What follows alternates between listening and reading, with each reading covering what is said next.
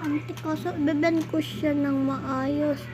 Kaya ganyan yan kasi beben pa nga natin nga ni. Di pa nga ni natin kasi nabeben nga ni. Puro nga ni. Minumulto na ako ng damdamin ko. Ng damdamin ko. Di na masapat. Mahal na sani. Di ba ba sapat? Pagpapalinis sa'kin. Malalagay ako ng whitey. Ito. Oh.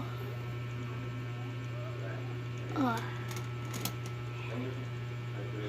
Minumulto na ako ng damdamin ko. Damdamin ko. Di ba sapat? Di lasani. Di na masapat. Pagpapalinis sa'kin.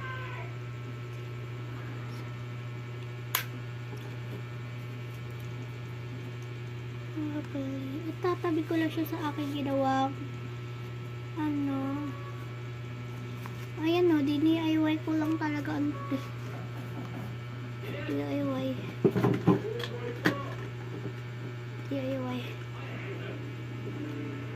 kanino ko'y maawit sa aking kamay.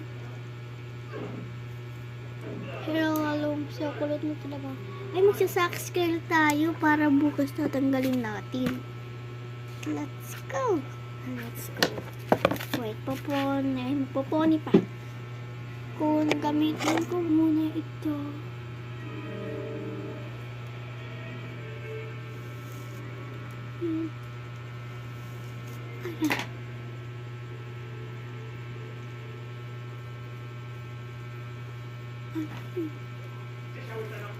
Yung sax curl talaga.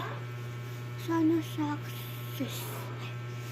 Sa part, mamaya na lang mag part 5 magsa-sax curl tayo.